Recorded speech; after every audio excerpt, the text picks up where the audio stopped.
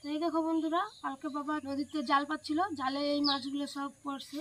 তো এই মাছগুলো দিয়ে আজকে আমি তোমাকে রান্না করে ভিডিও করে দেখাবো। তো সর্বপ্রথমে আমি মাছগুলো কেটে ধুয়ে পরিষ্কার করে নেব।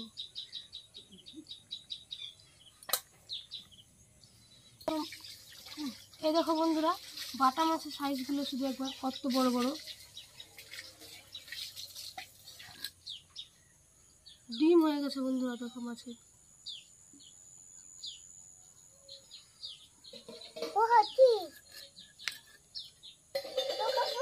বড় মাছ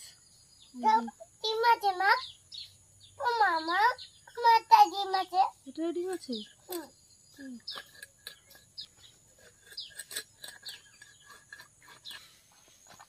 এই দেখো বন্ধুরা, মাছগুলো সব কাটা হয়ে গেছে।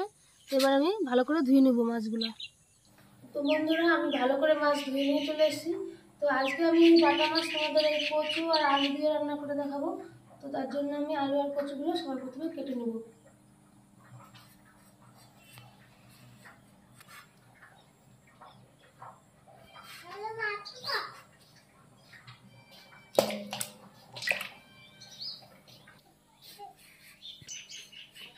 এই দেখো বন্ধুরা, আমি কচুটাকে ভালো করে ছুলে নেবো। তো আর আমি এখানে আলু বেশি দেবো না, কারণ যেহেতু আমি কচু দিয়ে রান্না করবো, কচুটাই বেশি দেবো। আলু এখানে আমি 3টে আলু দিয়েছি।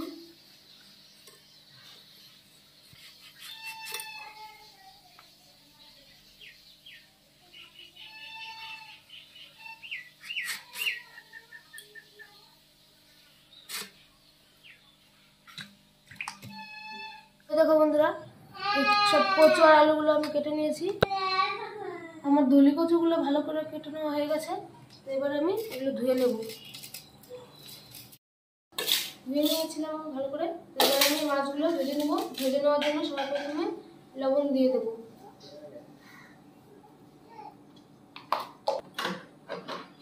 এরপরে দিয়ে দেবো হলুদ। ভালো করে মাখিয়ে নেব। কড়াই গরম হয়ে গেছে, কড়াইতে আমি তেল দিয়ে দেবো।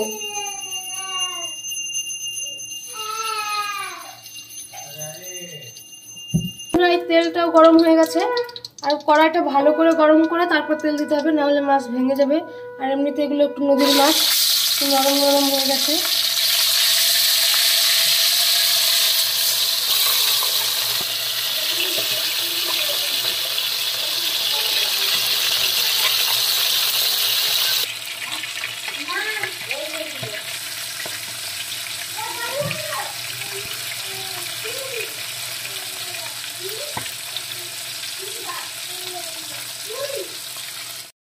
এই দেখো বন্ধুরা, এদিকে মাছ ভাজা হতে হতে আমি এদিকে কচু আর আলু হালকা করে একটু সেদ্ধ করে নেব।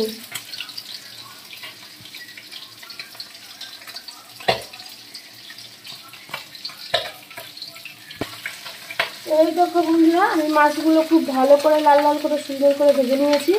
এবার আমি মাছগুলো নামিয়ে নেব।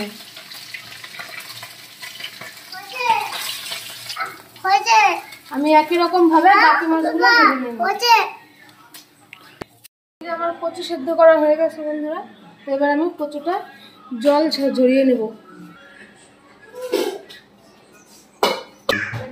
বন্ধুরা, এই যে মাছ ভাজার পরে আমার তেল বেঁচে গেছিল, তো সেই তেলেই আমি জিরে ফোড়ন দিয়ে দেবো।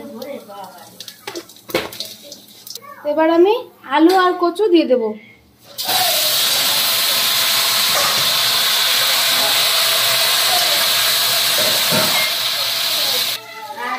এবার আমি হলুদ দিয়ে দেবো।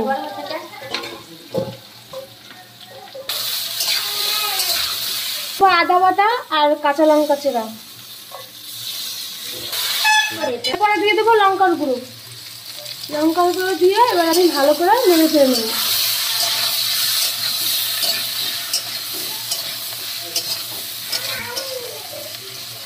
বন্ধুরা, এটা আমি ভালো করে কষিয়ে নেব।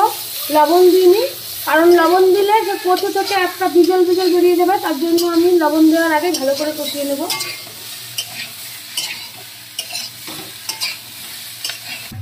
এরপরে দিয়ে দেবো লবণ।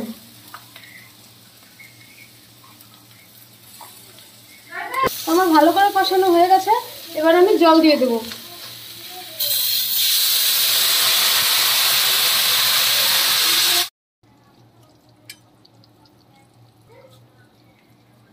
এই দেখো বন্ধুরা, তরকারি ফুটে গেছে আর এই আলুগুলো কচুগুলো খুব ভালোভাবে সিদ্ধ হয়ে গেছে। তো এবার আমি মাছগুলো দিয়ে দেবো।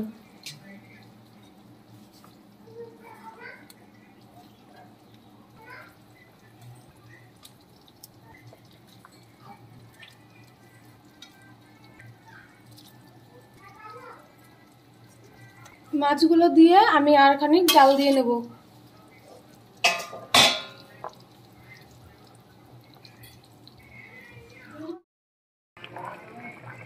এই দেখো বন্ধুরা, তরকারি হয়ে গেছে। তো এবার আমি এখানে জিরে ভেজে রেখেছিলাম, তো সেই জিরে বেটে নিয়ে এসেছি। এই জিরেটা আমি দিয়ে দেবো, জিরে বাটাটা।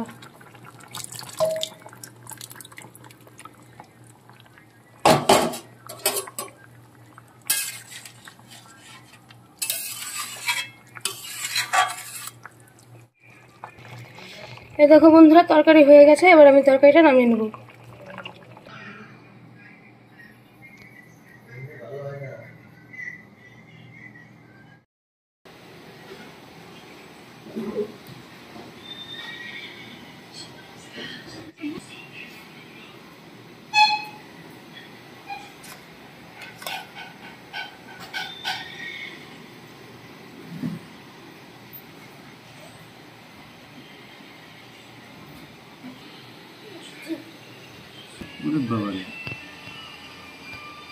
দেখুন বন্ধুরা, আমি আর মেয়ে খেতে বসে গেছি।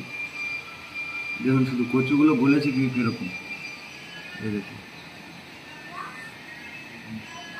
যে কচু বলে বলবে না সেরকম কোনো কথা নেই। দেখুন যেটাই হাত দিচ্ছি সেইটাই সিদ্ধ করা হয়েছে না, তার জন্য একদম খুব সুন্দর বলেছে।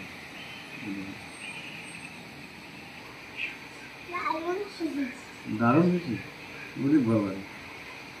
তাহলে খাও, দারুণ হয়েছে। এখন একটা কচু খেয়ে দেখবো।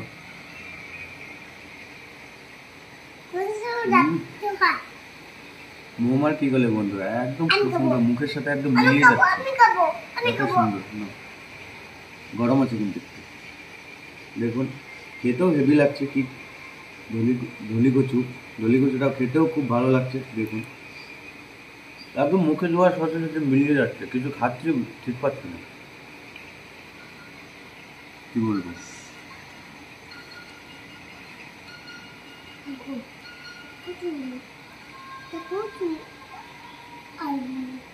আর এই দেখুন মাছটা, মোমো মাছ ছিল। আর এই দেখুন বন্ধুরা, আমাদের নদীর মাছ কালকে রাতে ধরে নিয়ে এসছে।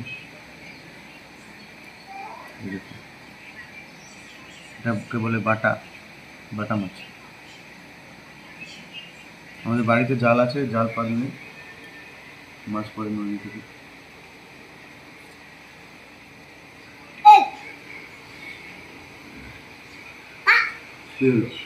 তো বন্ধুরা, নদীর এই টাটকা মাছের এই কচু দিয়ে এই রেসিপিটা আপনাদের কেমন লাগলো অবশ্যই কমেন্ট করে জানাবেন। যদি ভালো লাগে তাহলে আমাদের পাশে থাকবে। তো দেখা হচ্ছে নেক্সট ভিডিওতে। টাটা।